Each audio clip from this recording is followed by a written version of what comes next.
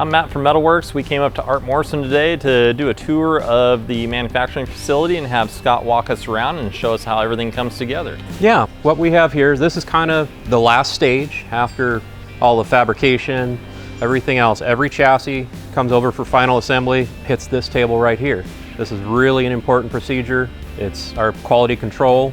This is how we check wheelbase, suspension alignment. We set the 4-link adjustment. It really is a critical step in the process. So every single chassis that we manufacture, and as we walk through this room, you'll see they all have to go on this table and get checked and final assembled. This is where we put all the suspension parts on it. So let's go ahead and walk over here and check out and see how they're all done.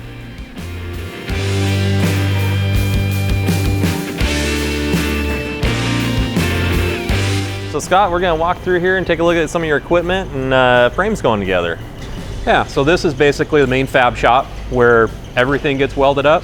What you're looking at here is we've got a lot of dedicated frame jigs for our bolt-on chassis, whether it's the C1 Corvettes, the Tri-5 Chevy frames. There's other things that go into this process right after welding. What you're seeing here is one that literally just came out of the frame jig. We'll put it on the rotisserie to flip it over, do the welding on the bottom of the frame that you can't hit when it's in the table.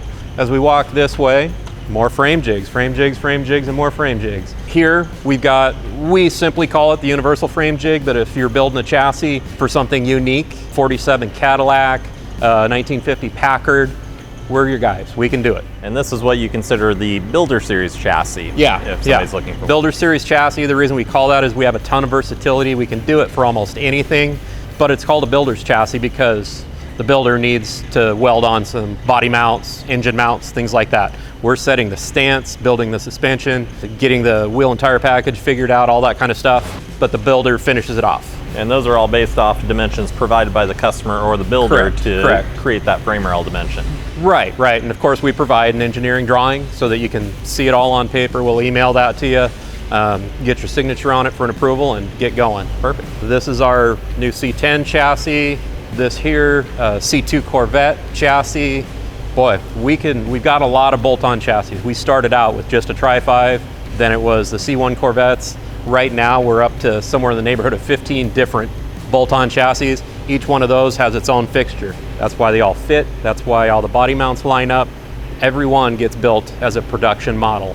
As we continue down here, we have a lot of jigs to make parts for frames. For instance, we do an awful lot of frames for pickup trucks that by design need to be heavier duty. So we've got a tool where we'll build a frame rail that's 2x6 and then blends to 2x4. That all happens in one of these jigs. Makes it very, very accurate. This is where a lot of the kind of basic R&D and fab area is, like design. We've got some guys that kind of work down here on design a new product, whatnot. So Scott, this one over here, if we look at this chassis, it's probably a good example.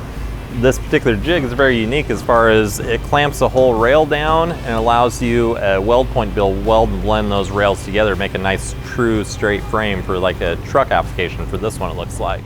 Correct. And one of the trickier things when you are welding together steel, bending steel, is to keep it accurate enough that all of the mounting points line up. When you go to put your bumper mounts on it, they're in the right spot. When your cab mounts, everything else, everything has to be so located and clamped down in a very precision manner in order to hold those tolerances. You'll see just a ton of these individual jig tails that are designed to build a frame. So it goes in a jig before it goes in the jig. Lack of a better term.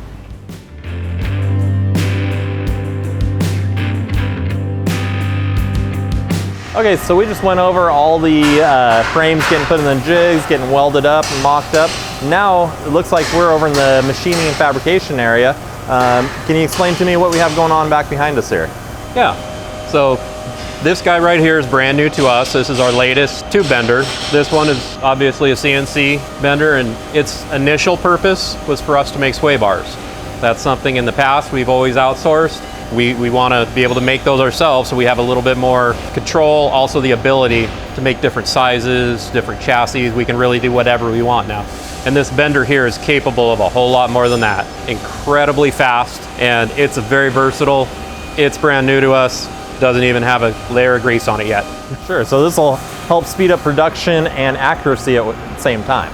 Absolutely, and it just gives us the ability to bend more material. So what else do we have going here? It looks like we have a lot of raw material behind us. This is where everything begins, right? So you get your product in and start bending it and making it. We do, and you can kind of see over here, we've got our supply of all of the 4x2, 3x2 rectangular steel. This is really what most of our frame rails get bent out of. One of the things that's just really unique about how we do things is just how accurately we're able to bend this material. If you look at this bundle of frame rails here, just how well they nest together, it's extremely repeatable. We have the ability to do 180 wall, 4x2, 120 wall, 4x2, 120 wall, 3x2, so a few different types of material. We bend a lot of frame rails in here. So this is pretty much the heart of Art Morrison. This is what really makes Art Morrison is the mandrel bent, rectangular tubing, and the machines that do them there. Without that, we wouldn't have these frames. That is, I'd say, pretty safe to say, yeah. That's one thing that makes us really unique is this ability to do this accurately. I mean, we're not the only people that bend rectangles, but we do it the best.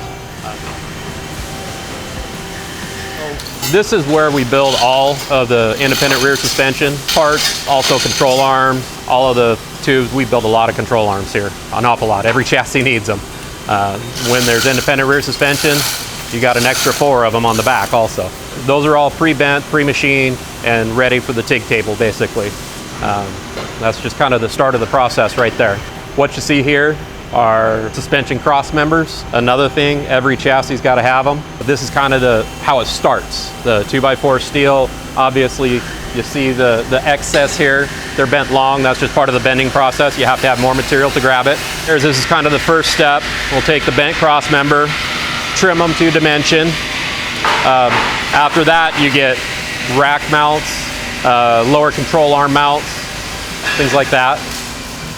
And you will literally see hundreds and hundreds of those suspension cross members as you walk through this building. So over here, this is our IRS control arms. We've got a jig tool to hold each arm, to hold the precision tolerance each time so that each one fits the way that it needs to. And there's actually quite a lot of engineering, a lot of work to make that IRS, isn't there? Yeah, it's a very complex piece for sure, but just the performance, handling, and especially ride quality are just amazing. I mean, it's been a huge success. It really has, the IRS. We also build a lot of 9-inch rear end housings. As you look over here, we got them stacked up. Basically, they all get built in this jig right over here. Every 9-inch chassis, every one gets welded up right in this area. A lot of times I'll see 30, 40 of the things sitting over here. A lot of 9-inch housings get built. And of course you have all your standard common widths for all your chassis, but they can obviously be changed for different applications as well if needed, as far as the rear end width. Yeah, absolutely, absolutely. So if you're gonna do a mini tub on your car, we can do a shorter rear end, you know, just really tailor that look and that stance. So much comes down to that.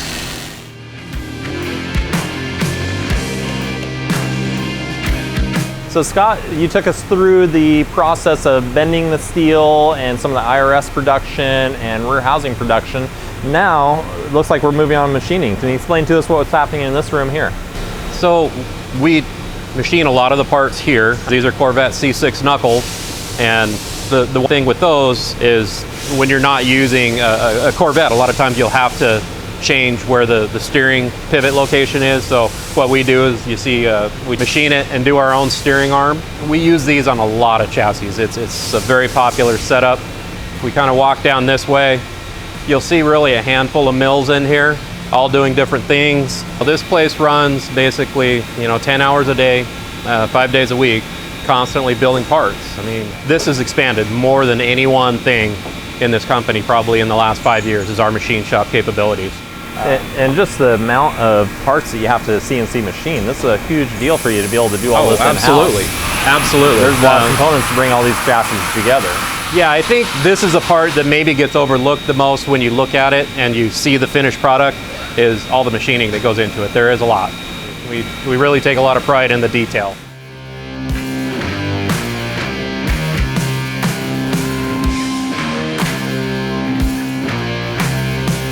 that we've been through the whole manufacturing facility as far as how these frames are made. Now we're in the final assembly and shipping area where these things get crated up and shipped to the final destination. Yeah, and then this is what you see when it shows up on your doorstep, basically, or at the freight terminal or wherever we deliver it to. Each chassis gets crated in one of these monster crates, set on its side, goes in a forklift, and we ship on average about 2 to 3 a day out of here. But as you can see, we've got several chassis ready to go in various states. And speaking of that, it looks like we have one over here that's actually coming to MetalWorks for us to get put together for one of our clients as a complete roller, coated and assembled with powertrain. Yeah, no, absolutely. And MetalWorks does a great job with the Art Morrison product. This here looks like one of the 47 to 53 Chevy pickups, one of our more popular chassis, and this one's all ready to go to you guys.